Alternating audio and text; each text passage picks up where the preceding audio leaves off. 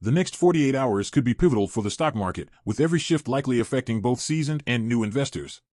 After ending July at a high of 5,522, the S&P 500 fell to 5,186 within a week, a shocking 6% drop.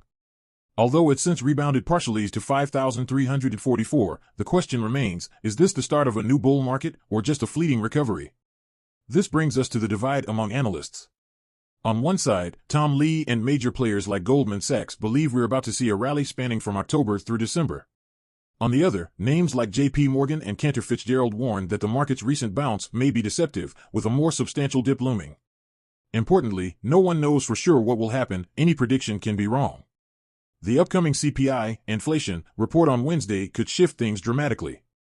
If the report shows inflation exceeding expectations, the market might drop sharply. However, if it meets or beats predictions, it could validate the optimism in Tom Lee's camp. Yet, even if the numbers look decent, a poor report could still weigh heavily on market confidence. Moreover, factors like geopolitical unrest in the Middle East and Japan's ongoing financial maneuvers add extra uncertainty. But right now, the focal point remains the CPI data.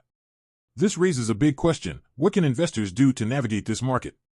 One certainty is the Federal Reserve's likely rate cut in September, as the unemployment rate now sits at 4.3%, above the Fed's expectations.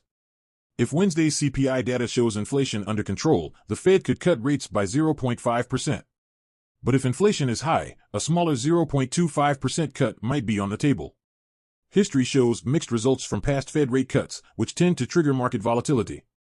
August has seen a 3.2% drop so far, leaving many on edge. Some investors might be hoping for a relief rally, yet August often pulls back after a strong first half of the year. However, the months following, particularly September through December, are historically stronger, with returns improving each month. As strategic investors, our approach focuses on discipline and patience. When the market appears oversold and others panic, we double down. Rather than relying on short-term predictions, we focus on dollar-cost averaging into companies with solid fundamentals. If the CPI report sparks another big drop, it's an opportunity to buy quality stocks at a discount.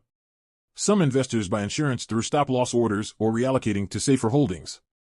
Ultimately, it's about having a balanced approach. Stock market history can guide us, but every investor should have a prepared response for any outcome.